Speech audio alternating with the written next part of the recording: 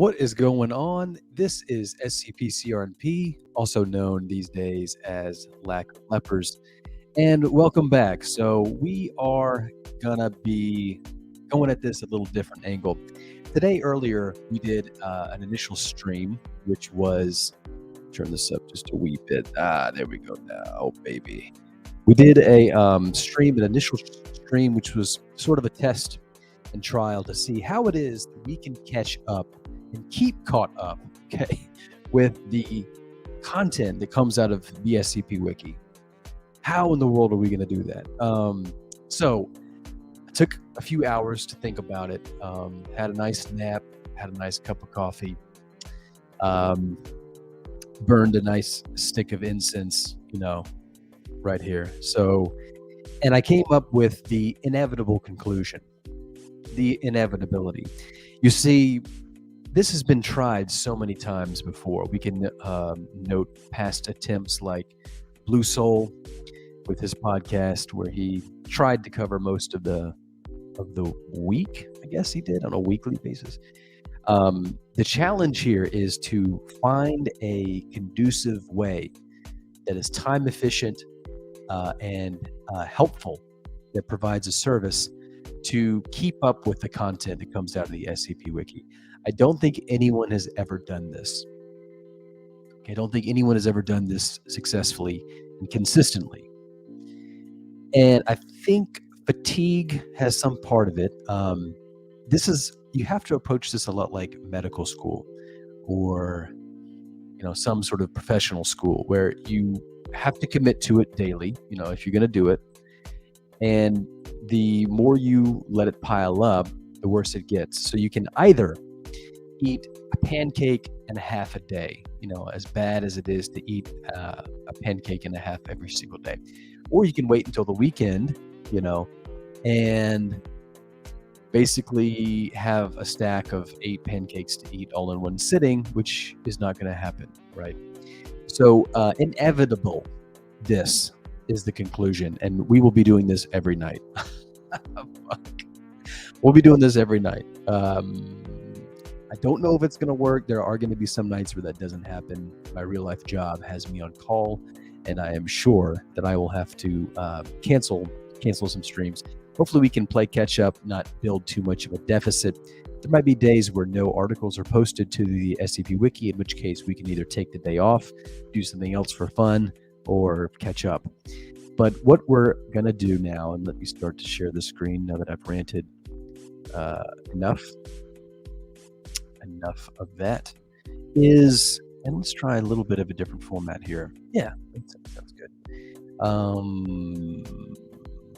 Yeah. So here's the wiki. And so what we're going to have to do is just take this in day chunks. So basically, the name of the show has been changed slightly, and it's that SCP-CRNP reads yesterday's SCPs today. I don't want to read today's because obviously I can't do that until the strike of midnight. And I want to give a little bit of time for articles to breathe, get a decent settling and sitting in terms of community reception and comments and things like this. And we'll see. Maybe some will even be deleted, before we get to the next day. So without further ado, let's try this take 2 and look and see what SCPs, I'm not interested in tales once again, what SCPs were posted onto the SCP Wiki yesterday. So we have 2. One has 12 comments and the other has 2. So these are a little exciting there. We'll see. I have them pulled up here. So we'll go in order. The first one is SCP-6978. We see already automatically, instantly, and if you haven't paid attention to this, your brain does this automatically. You need to try to keep track of that. But we automatically see that the rating is -9, so we can assume with about a 90% success rate that this article is not very good. The SCP Wiki gets rid of articles at a success rate of about 90%, so 1 out of every 10, I would say, might not deserve to be deleted. And I would say that they have a positive, ooh, that was an S, a positive positivity rate of much less, maybe 60%. That is to say, 4 out of every 10 articles that make it shouldn't have. Okay, so that's interesting, skewed there. But so let's get into this. No more delays. This is SCP-6978. Its object class is safe. And Brian, hello, Brian, are you there? Brian, calling Brian, are you there? I'm here. Sorry. Okay, good. Yes, no problem. Why don't you start us off? Let's do the containment procedures. Go ahead. Special containment procedures. Due to SCP-6978's nature, containment is not deemed necessary, although witnesses are to be administered amnestics. Okay, good. Let me turn you down just a little bit there, Brian. No, because I like the background music up. Yeah, we'll figure that out. I'll make Brian a little quieter. He's a loud person. So this is basic. I like that it's a sentence. I like that it's short. It's not deemed necessary, although witnesses are to be administered amnestics. It's already a little strange. Seems a little infeasible. Just given the picture here, which is a jet. So let's get into it, though. Brian, take us away. Let's read the description. Description: SCP-6978 appears to be a standard F-16 fighter plane without any labeling or license markings and appears to release brown chemtrails. SCP-6978 can manifest near other flights which are lost or disoriented without any ground communication. After being visible to the pilot, the SCP will connect to the flight's frequency and a male voice with a British accent. One will share headings towards the nearest accessible airport, and the SCP will begin to follow the flight with the same speed. SCP-6978 will proceed to demanifest once the strayed flight has located the designated airport. Okay. So I wish I would have paid a little more attention. So I did this time go ahead and prepare what will be a dialogue, but I failed to account for the fact that this describes the SCPA as a British person. So Brian, I really think you would have been, the better actor for this role. I think I got someone to play the SCPA instance who's not British. So. Next time, sir. Yeah, good call. So, the description. So we have basically a fighter plane. It's a fighter plane. It's F-16. It can manifest. It's sort of like the SCP-4999 of lost planes, I guess, in a way. And then in a footnote, we're told that the pilot is referred to as A. I think that should not be a footnote. I think that should be in the actual article because it's kind of important, the designations. I mean, because otherwise you go down here and you see SCP-A and you go, what the hell is that? You got to go find it. In case you forgot, or in case you didn't get the footnote in. I don't know. So anyway, let's continue and finish the description, my man. SCP-6978 does not seem to react to emotion, speaking with a monotonous voice, and will try its best to avoid any other witnesses too, usually by rescuing flights only during nighttime and in harsh weather. Facial features of SCP-6978 are not identifiable as he manifests wearing a flight helmet and a CE oxygen mask. This is already a little strange and is not working very well. So it doesn't react to emotion. It's speaking with a monotonous voice. So Brian, I think you would have been really, really good for this role. Fuck you, sir. Yeah, sorry.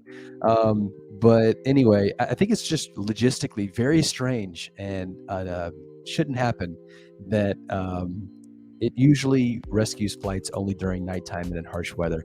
So it's like SCP-4999 if it was racist.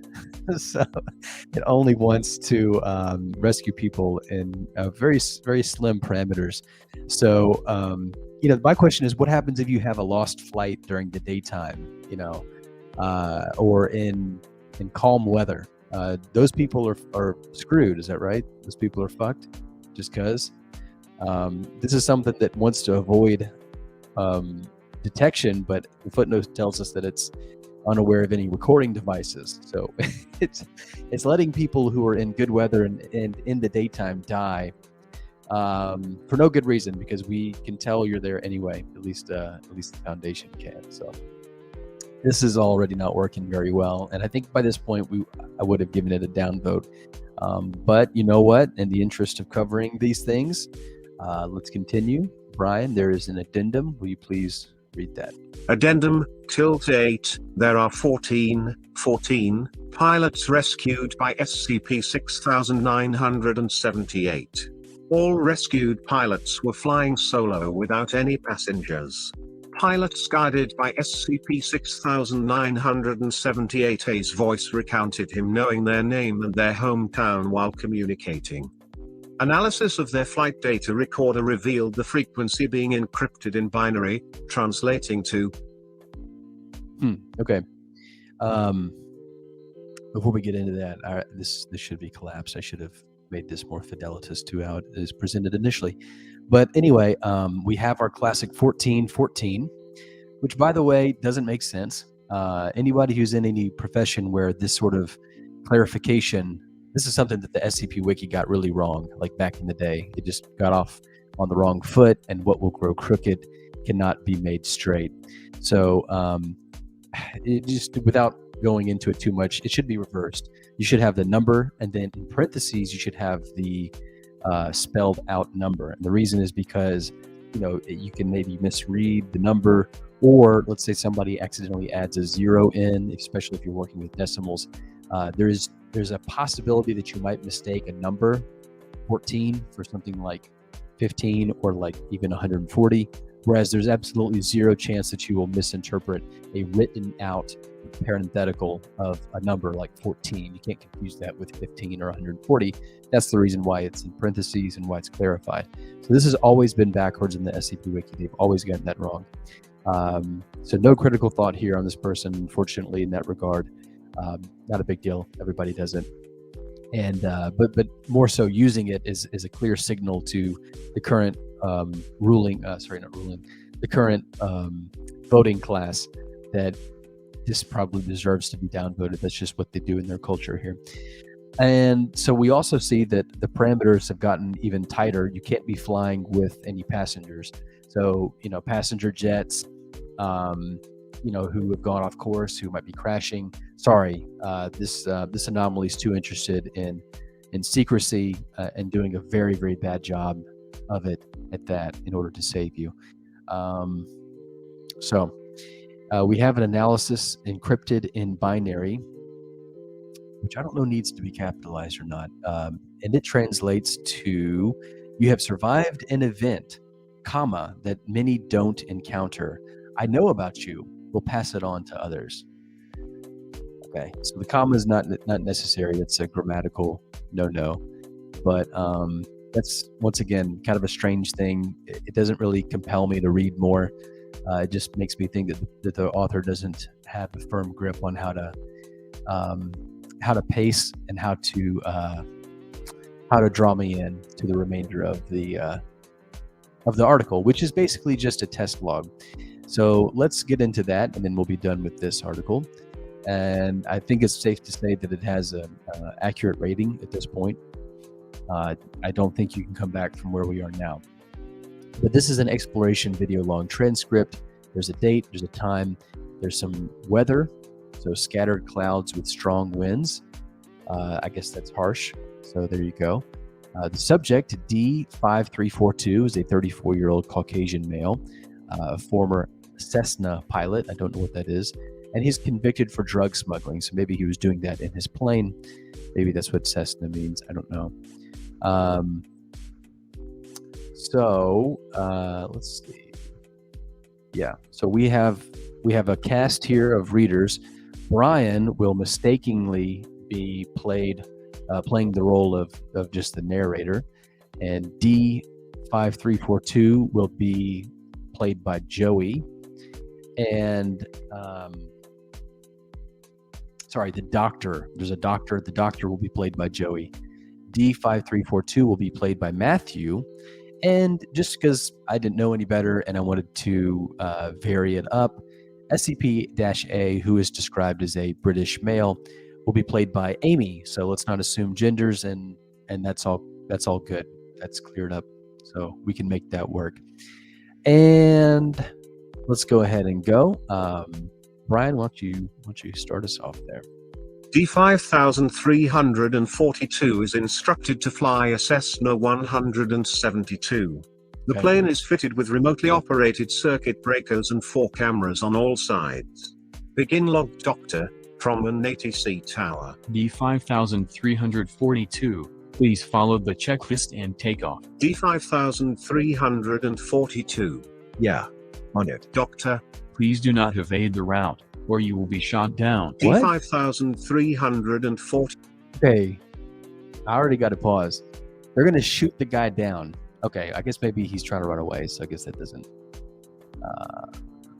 that's not too big of a deal, I suppose. I guess that makes sense now that I think about it. Sorry. Back to it. D5342. Yeah, I may have guessed that. Why do you all gotta be so mean? Doctor, Gato? Please continue your checklist. D5. Why you gotta be so mean?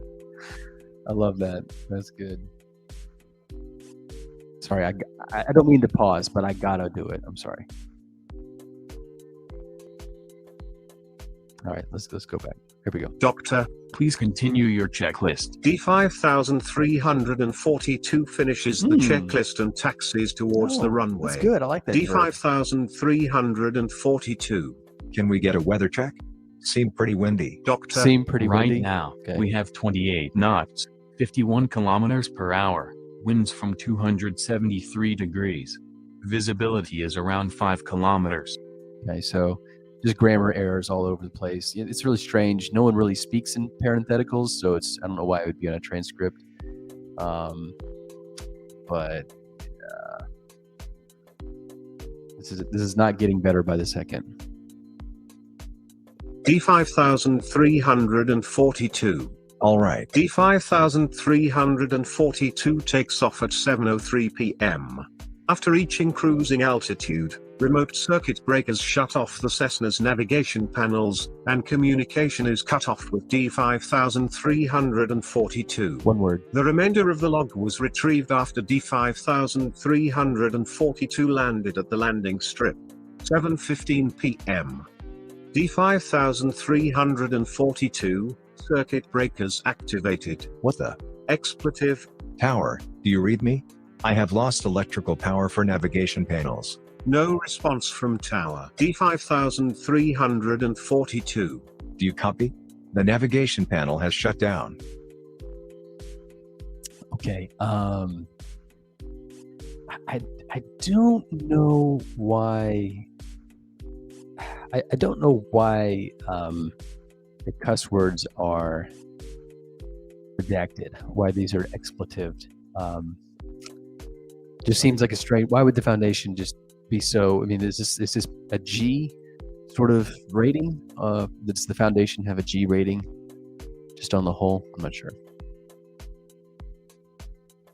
All right. Brian has given me a little bit of trouble here, so let's just try that again. Ooh yeah. Technical difficulties. It's just not working. That's all. And I think I know why. Honestly, I really do. I'm afraid. I'm terribly afraid of this. It's always something. Always something. We didn't even get to Amy. We didn't even get to SCP-A. Okay, well, I guess technical difficulties sort of paused us getting to the very end of that, but I think we read enough, don't you? I certainly think that the community got that one correct. This is a pretty bad SCP, much lower quality than the average. So I think they got this one right. And at -9, I think we can call it. I think we can call it time of death. Let's try this one more time. D5342 restarts the engine and bat switches. D5342. What in the world? SCP-6978-A connects to the Cessna's frequency. Redacted. Please head towards degrees north at D5342. Who the Expletive. are you? You with those people on the ground? How do you know my name? SCP-6978-A does not respond. Creepy. D5342, in a considerably relaxed voice. Anyways, what is the heading you gave? SCP-6978-A. degrees north at. You can take a flight to Austin tomorrow, if you are released. I have seen that they have. Redacted. You for them. I may be able to help you later. How do you know all this? SCP-6978. I know everything about everyone I rescue. Please keep Creepy. your heading. You are luckier than the last person, mister, who had an engine fire. At least he could afford to fix it. What are you talking about? No response. D5342 heads towards the guided headings and locates the Foundation landing area. SCP-6978 proceeded to demanifest outside D5342's visibility at 7:40 p.m. D5342 was administered amnestics and the recordings were retrieved. There's just so much strange about this and wrong. Strange and wrong. So not only do we have expletives redacted, and not only are the expletive redactions not all capitalized, the letters of them are not all capitalized, just like the format of the other redactions, which is strange. I don't know why expletives get their own formatting. And then we have a mixture of redacted and these full blocks, which, redacted, I always felt like redacted was a nice way of just reducing a nice chunk, whereas the full blocks are used for just the smaller, one or two, character stuff. So there doesn't seem to be a rhyme or reason behind why one is used over the other, which doesn't help this article. And then just the characters, first of all, the dialogue, I give it an F. I mean, it's just awful. There's no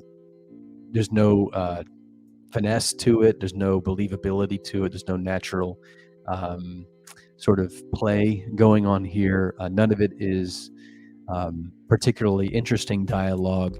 It's quite beige. It's almost as though the compositional capabilities of who was writing it was very limited, with just the most rudimentary things put in here. And then the characterization is just self-ignorant. It just is totally ignorant of itself. So for example, we have basically a random voice that comes out of nowhere and speaks to this individual. The individual asks, "Who the hell are you? How do you know my name?" No one responds, and then he remains in a relaxed voice. "Anyways, what's the heading you gave?" Almost like, "Hey, I don't know who you are. I don't know what you're doing. I have no idea what's happening. My plane is going down, or whatever. I'm lost." And then the trust is not very well explained here. So the characterization is just incredibly poor all the way through. And the dialogue just fumbles over itself. It really doesn't go anywhere. It just sort of awkwardly runs into wrong turns and doesn't know what to do, and so it just shrugs its way. It shrugs its shoulders out of the situation, like at the very end, where the guy's like, "What are you talking about?" And there's no response, and so he just does what the article conveniently demands him to do. So, yeah, that certainly didn't elevate the article any. And so, Brian, let's send us off here, buddy. I will get Brian to read the monotonous, dull pilot next time. I promise. So, Fuck you, sir. yeah, well, I thought you might say that. Note by Dr. SCP-6978 did not show up on radar and was not visible from the ground. The Cessna's flight data recorder received the headings from an encrypted frequency with binary. The binary translated differently than the other pilots, reading, "You may have survived what many don't encounter, although you are at risk. So I tell your story to others but your woe." Sorry. I'm not picking at this guy. It's just that our show is to go through all the SCPs that were posted yesterday that are still here. So I mean, if it happens to be a very bad article, at least we can, make it educational. For example, we have binary down here, whereas above it was capitalized. It's repetitive, the binary, that's redundant. This is sort of a variation on the initial translation, but it's just almost like, I hate to say this, but I think English is not the individual's first language, which is fine. We have a lot of that, and that's obviously laudable in some ways. It's very hard to write. I can't write the first sentence in another language, so this is already better than what I can do. If the shoes were on the other foot, so to speak. But yeah, it doesn't play at all. It doesn't come off well. Brian, will you just please finish this off for us so that we can finally put it out of its misery? Somehow SCP-6978 was able to know D5342's name, hometown, and potentially about the Foundation. Therefore, all pilots reported to be rescued by an anonymous F-16 shall be mandatorily briefed and administered amnestics to prevent the Foundation's data breach. Why would they be briefed if they were going to be given amnestics anyway? That doesn't make any sense. And why is data capitalized? I don't know. This article is just a total mess. So let's go to the comments. I know that's what everybody wants to see.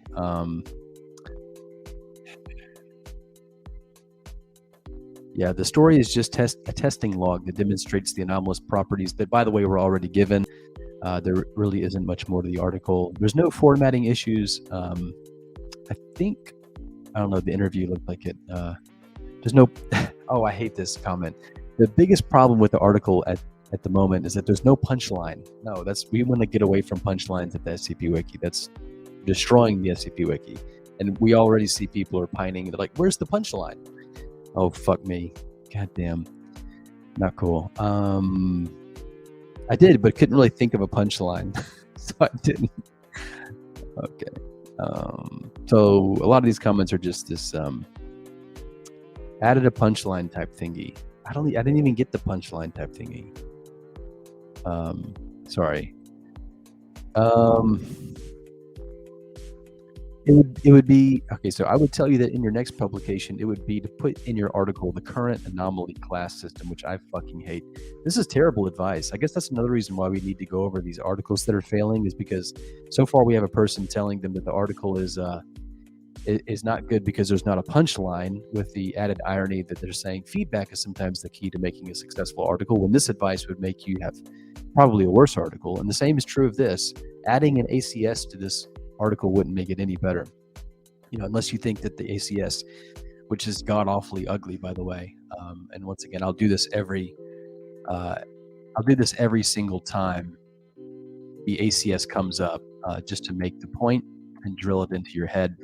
But the ACS looks a lot like if somebody spilled a box of Mike and Ike's. These are Mike and Ike's. And so this is what the anomaly classification system looks like. It looks like this. It's not going to make your article any better, and nothing can really save this article, but certainly not ACS. Okay, does that make sense? All right. I can't even go into if the disruption class code is working, or the classification is actually fitting to the article. Anyway, so I think this is a really bad article with really, really bad advice, actually. I don't know which one is worse, the article or the advice. So shame on these people. This is just all around cancerous. This is carcinogenic. It's best to not look at these things. But we do have to verify that the rating is accurate, and in this case, I certainly think it is.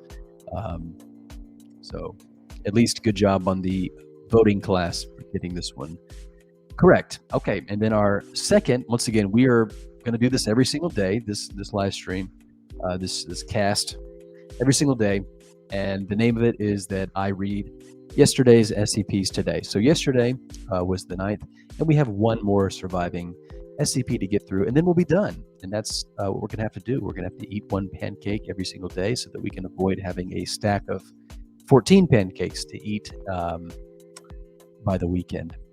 So this is SCP-6877. Let me get this correct banner up here. 6877. Thank God the author is not revealed, so I don't have to do a full disclosure about how I feel about that person prior to getting into the content of the article. The ACS is here. I don't give a shit about it. I think that it's more disruptive is a good word for it than it's more confusing than it is clarifying. You don't get improved communication by adding needless complications to it. So we'll just look at the containment class, which is Euclid, which is easy to understand and immediately available. I like this picture. I'm a huge fan of what these are called guide masts, these very tall broadcasting towers. And you can actually kind of see in the picture very faint lines coming off of the side of it. Those are wires that hold it up. And that's what the guys are. Those wires are called guys. And so these towers can get just ridiculously tall, well over 1,000 feet. And most of them are just sitting on a base of concrete. If you actually go to one of these and get right underneath it and look up, not only is it kind of a religious experience, in a strange way, but you'll notice that the base of it is usually just like a little concrete something. It's like no bigger than a manhole. So if you look at this is the base right here. It kind of tapers down. Hopefully you can see this. It kind of tapers down, and this is a great article on guide masts. Wow, I need to go back and read this. Great config research. I'm sure you could do much with this. But here's the picture. It comes down, it tapers down to just the smallest thing, and these things are just thousands and thousands of feet high. It's just crazy. So anyway, all that is a rant, and I'm happy to see this image. I already like it because of the image, so we'll see if the text can keep up with the premise here. All right, Brian. Special Containment Procedures, SCP-6877 is to be monitored via remote surveillance and regular patrol by Mobile Task Force Gamma 4, Green Stags. Site 44 is to oversee research, investigation and general containment of SCP-6877, while station guards should prevent any unauthorized attempts to scale the anomaly. No personnel under Level 4 clearance are permitted to climb SCP-6877 for any reason outside of controlled testing. Subjects beyond 1,900 meters are advised to avoid the source of any electronic beeping. Is that 1,900 meters up? Because that's fucking crazy. That's scary. That's like over 6,000 feet high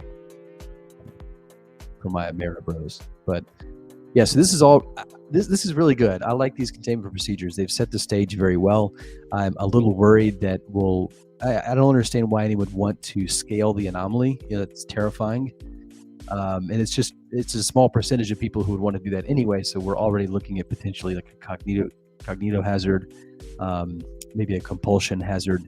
But that's terrifying to me. This is really hitting home with one of my worst fears, which is being on top of a very, very tall structure that is also maybe a little precarious in its stability. So I'm intrigued. Let's go on to the description, Brian. Thank you. Description: SCP-6877 is a transmitting station located in Mendip Hills, Somerset, England.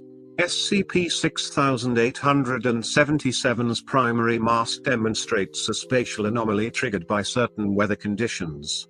Despite the non-anomalous mast being around 300 meters in height, upon the structure's tip becoming obscured by heavy cloud or fog, The mast extends upwards for an indeterminate length. It is noted that this change is observable only from the perspective of persons climbing SCP-6877, instead remaining visually normal to externally viewing individuals. Wow.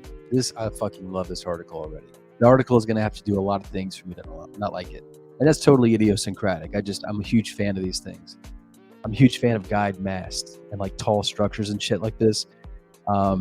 This is brilliant so far. I love how its anomalous characteristics happen upon when the tip of it is obfuscated from sight by the clouds. That's fucking clever as shit. Once again, I don't know who wrote this, but that's the good part about not knowing who wrote this, is because if this is somebody who I don't like I don't like a lot of authors in the SCP, and so if this is somebody that I don't like, I'm setting myself up here. I'm setting myself up to have a foot in my mouth. So that's the beauty of this, is because I can strip it all away and just say, this is fucking good. So we'll see who wrote it. I'm excited to see who it is. But I almost called you Jarvis. Hey, I'm sorry, Brian. I almost called you Jarvis. Fuck you, sir. Yeah. Well, I apologize. Don't do it again. Okay. Will you read the rest of this, please?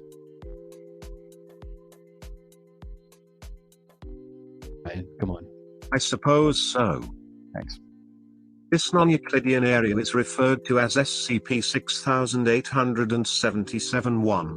It is believed that SCP-6877-1 exists as either a self-contained pocket dimension or extra-dimensional space resting between multiple separate realities. The space resembles a continuation of SCP-6877 for a seemingly infinite distance upwards, the majority being encased in cloud cover, creating poor visibility conditions. Thus far, testing has proven indecisive on the existence of SCP-6877's summit. See Test 6877 number 004. Titillizing. Attempts to descend the anomaly are rarely successful, often resulting in subjects encountering as of yet unidentified hostile organisms. For more information, see Addendum 6877.1. Thank you, Brian. So that is really interesting. So we have this thing potentially extending for an infinitude, but that's crossed out. So apparently they've found a terminus to the tower, which is interesting. And then, of course, the poor visibility conditions, just a great way, if you're just a writer, just a great way to just, subtly weave in and thread in some creepiness.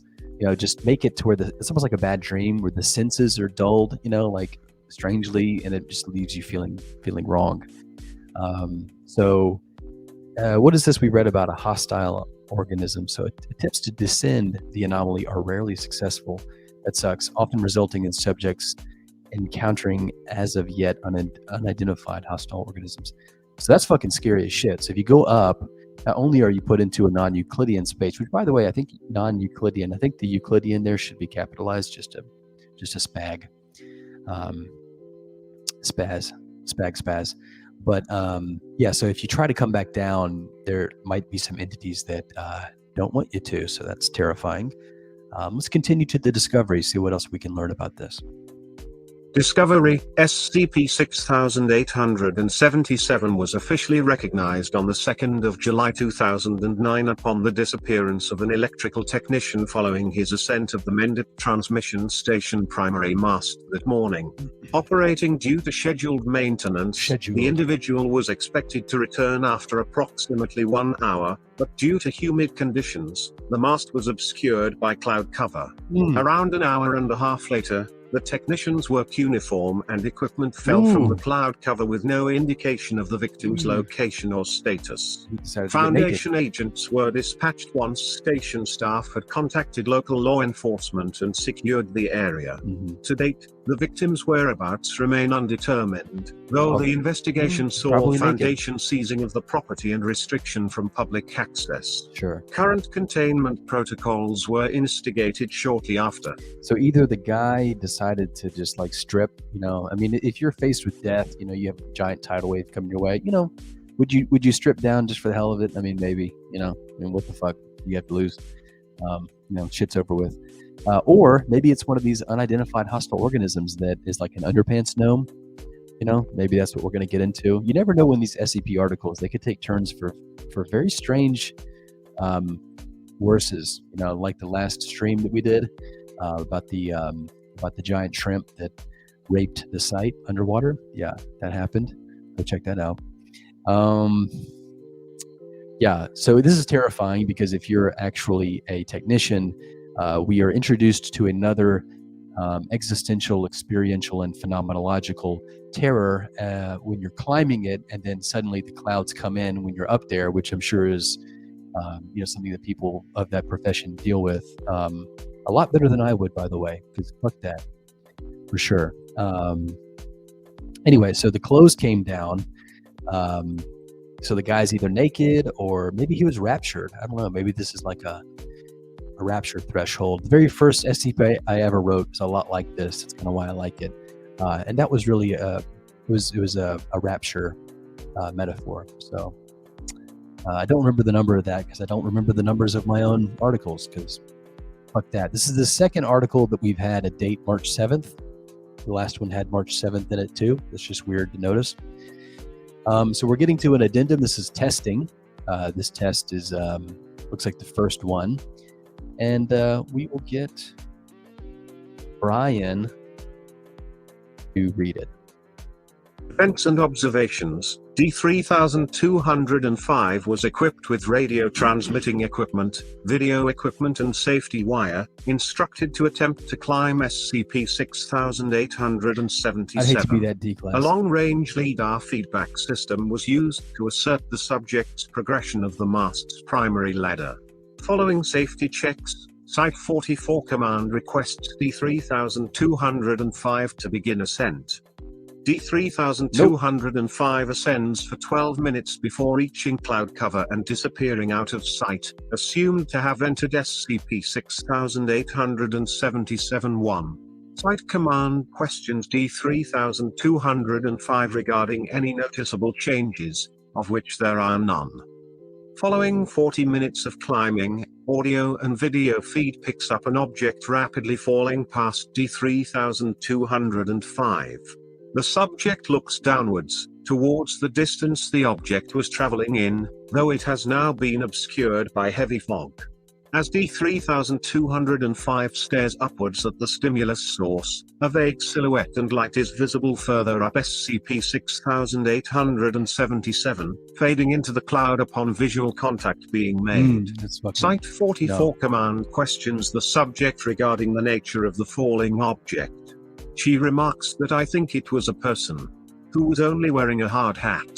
At no point does any object impact the ground in local reality. The subject continues, reaching a final height of around 850 meters before descending to recuperate. That's very interesting. So obviously that's the guy who took his clothes off and he's only wearing his hard hat, this technician up here, I would guess. Interesting that it didn't hit the ground when the clothes did. So maybe this thing is volitional. Maybe it's got, I don't know. So, but apparently the subject, this D class, was able to come back down. 850 meters is close to 1,000 feet. So 300 meters is about 1,000 feet high. So that's fucking terrifying. We have a second test, and it looks like we've got a couple more. This is not too long of an article. I think we'll make good time today. I certainly like the format that we're doing here. If y'all have any recommendations or questions, feel free to throw them out. Brian is sort of the default speaker, but if you don't like him, we can always just vote him out. We can try other guys. We have other actors come in and read different parts, like in dialogues and things like that. So if y'all like a different voice, then we can just get rid of Brian. Fuck you, sir. And fuck you too. Okay. Brian, would you like to keep your job and read this next testing log? Why don't we stop 2 paragraphs in? Events and observations. D3205 was equipped with radio transmitting equipment, video equipment and safety wire, instructed to attempt to climb SCP-6877. It's the same D-class. D3205 is instructed to again ascend the anomaly with the intent of surpassing the former threshold. Nope. The subject reaches the former height of 850 meters with no complications. Research teams note that subjects climbing SCP-6877 do not appear to feel the effects of altitude sickness nor oxygen deprivation, if either are a factor in SCP-6877-1. See test number 003. After reaching the point of the former event and silhouette sighting, D3205 discovers a discarded radar dish receiver, seeming to have been torn from its mount in a violent manner. The subject continues upwards for 90 minutes. So this is something new. I don't think that we've seen the -1 stub designation yet. Oh, here it is. So the okay, my bad. I just wasn't reading very carefully. It's the actual non-Euclidean space.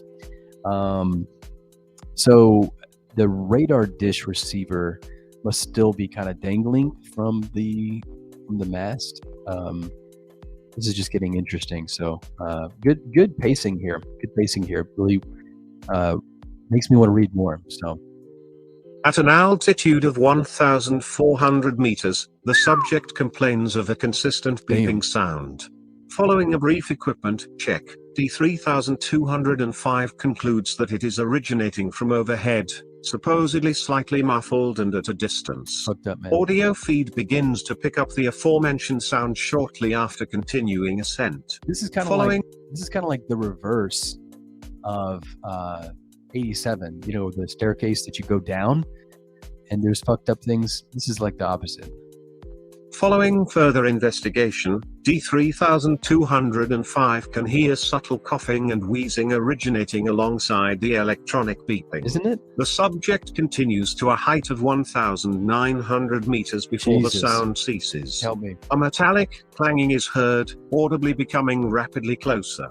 D3205 frantically looks around in search of the source when camera, audio, and radio feed abruptly ceases. Metallic clanging is heard, audibly becoming rapidly closer. Wonder if something was descending and then like hitting the metal.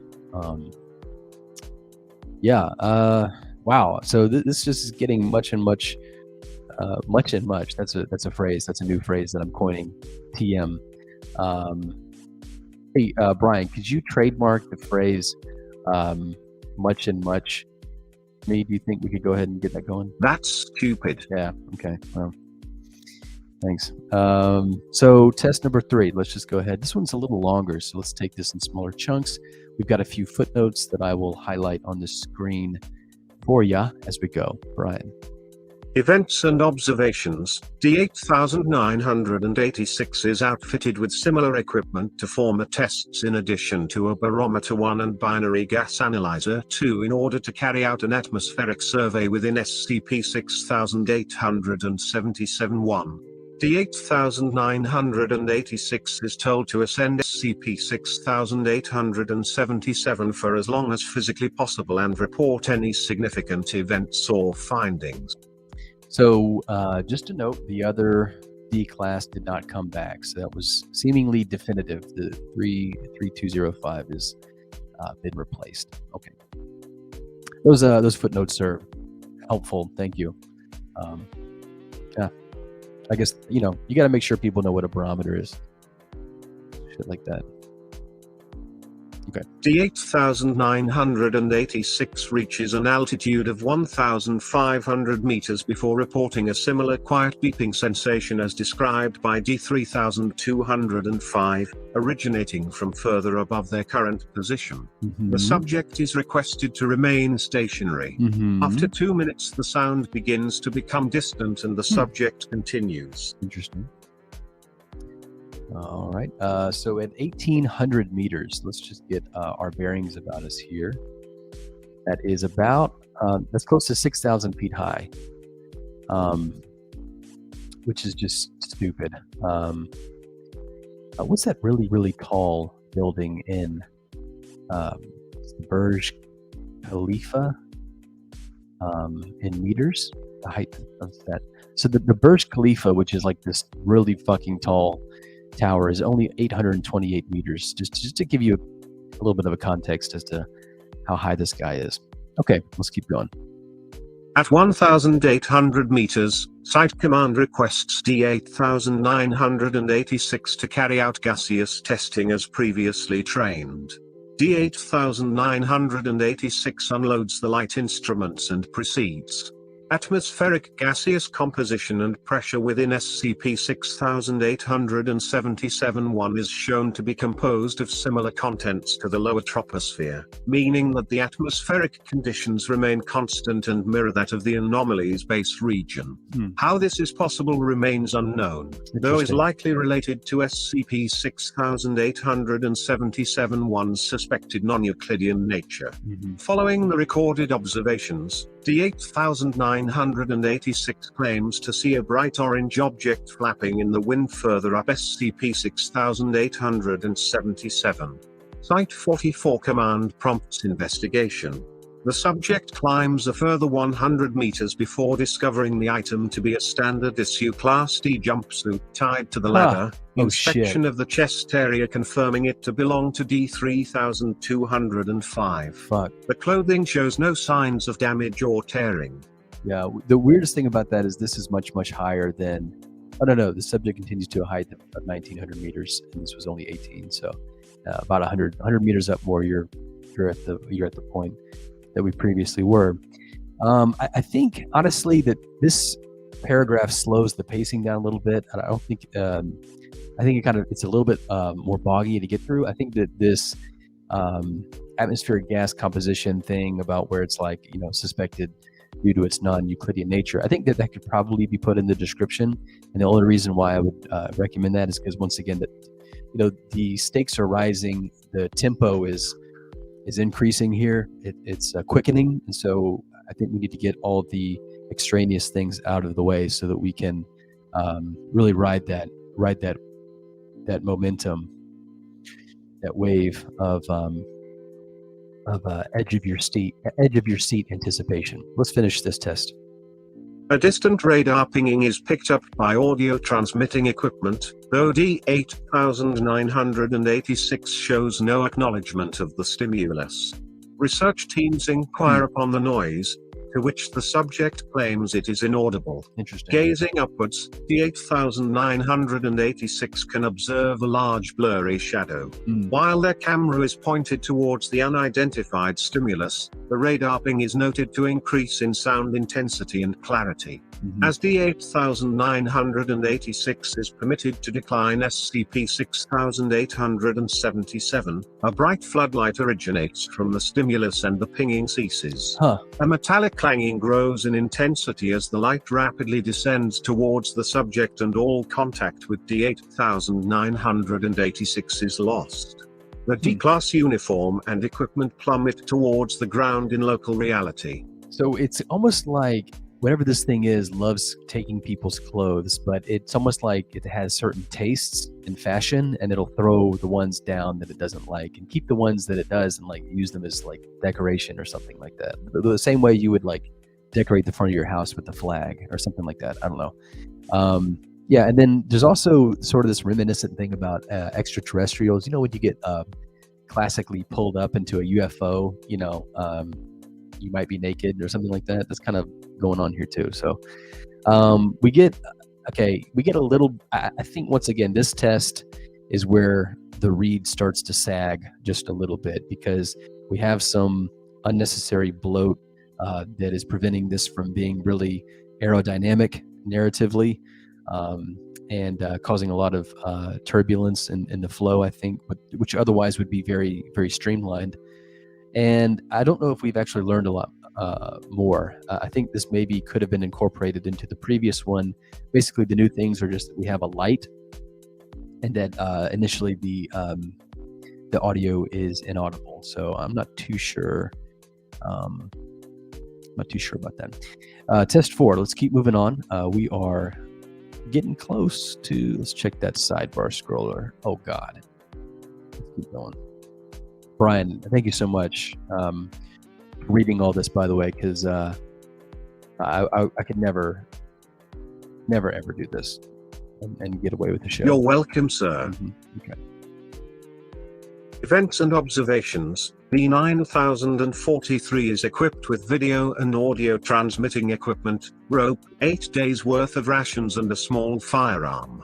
D-9043 is a former professional rock climber and has been instructed to ascend SCP-6877 with the intention of reaching its summit.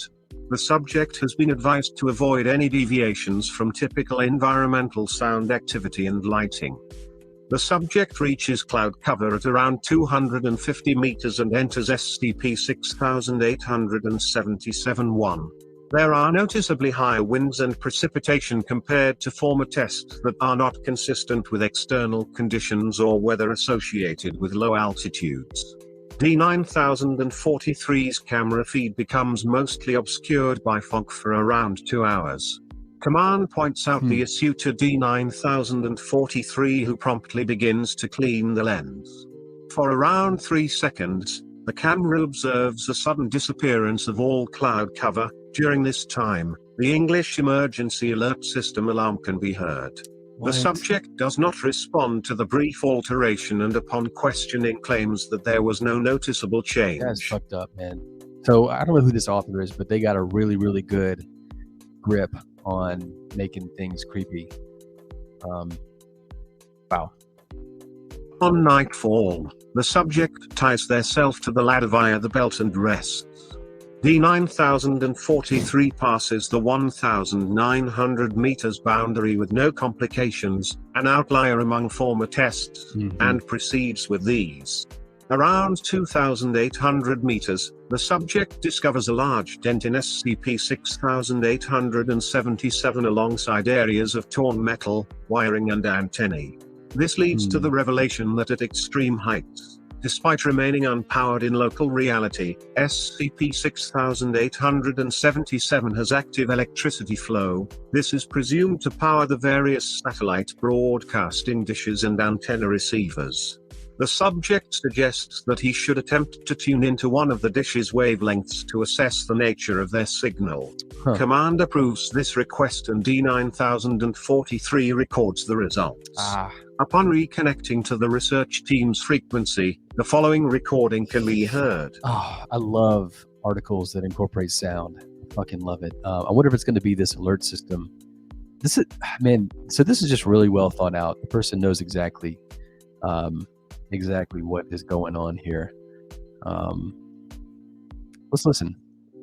The formerly mentioned emergency. I thought it was going to be audio. It's not. Whatever. I'm not too disappointed. The formerly mentioned emergency alert system is audible unknown. Warning, please do not turn off your device. The United Kingdom is currently experiencing a garbled static of extreme magnitude. All citizens are to remain indoors and under cover. If possible, seek an underground shelter or otherwise subterranean environment for use as a long-term refuge and static from the ones. If you are in the vicinity of the Greater London area, please attempt to enter the underground passages to be granted entry into static and receive emergency medical aid or other necessities. The UK government advises all sheltering citizens to keep their enteropiscopal radio recoverers powered and active. Thank you for your understanding and cooperation. I'm sorry, could you repeat that word one more time there? Enteropiscopal? Yeah, say that one again. Enteropiscopal. What the fuck does that mean? Could have used a footnote there, but honestly, I don't really know. I don't really know what. There isn't a definition for this. So, intro. I don't want to break this down right now because it's going to take too long. But the Latin you can kind of decipher here. That's fucked up. Let's do this real quick together. Intro means. God damn it! I wish I knew my prefixes a little better. Intro. The intestine. I should know that. Okay. Radio receivers. Okay, we're just going to move on. That's just too weird. Too weird to figure out on live stream TV. Wow. So we've got a nice inclusion of static as a stand-in for redactions. The capitalization is bothering me just a little bit, but that's no big deal. I do appreciate the proper noun capitalization of the ones. I think that's a great name to give what is clearly a hostile entity. Kind of reminds me of like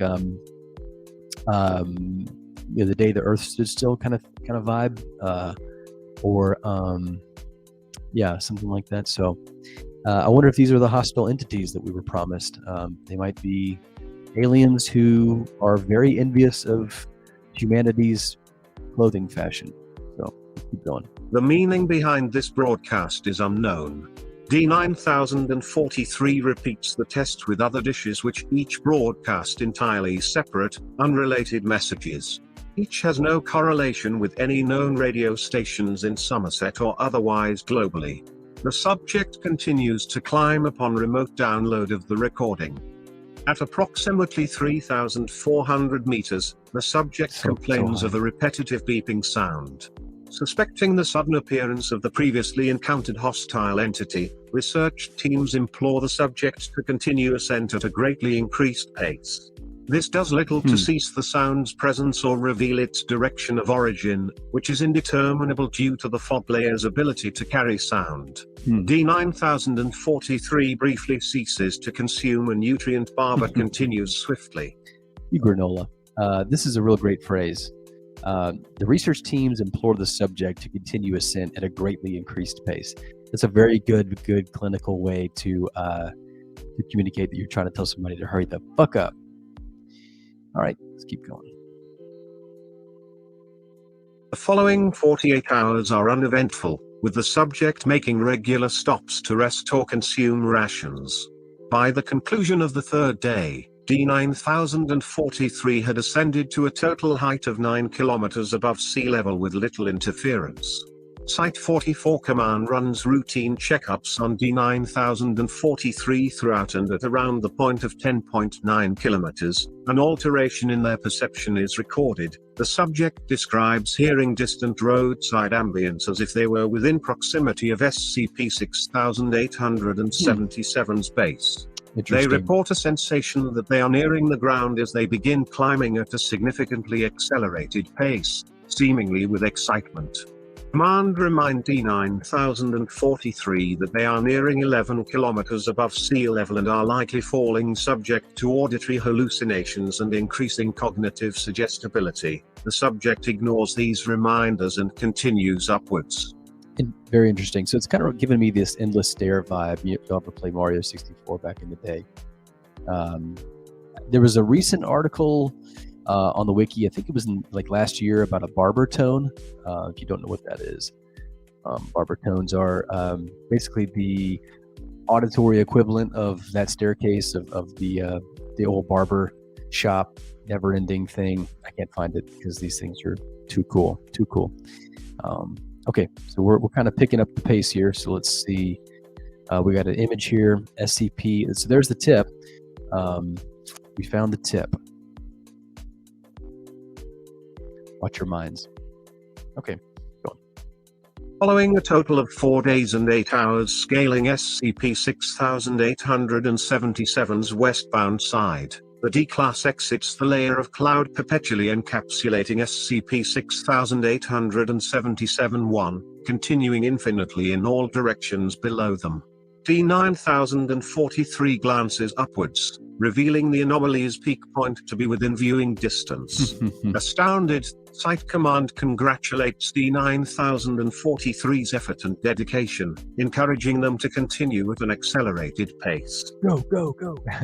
That's a really cool line. I like that a lot. You did a good job with that. D9043 reaches the anomaly's summit, revealing SCP-6877's maximum altitude to reach a height of 19 kilometers above sea level. Nearing the summit, the subject discovers a speaker-like protrusion that seems to be the source of extremely loud ambient traffic recordings. Oh, fuck. Upon inspection, it swiftly retracts downwards below the cloud cover and quiet beeping is audible, followed by the sound of radar and a brief silence. What? The entire structure begins to rattle, seemingly due to rapid movement further downwards. A large semi-mechanical entity breaks the cloud cover, ascending the mast at high speeds.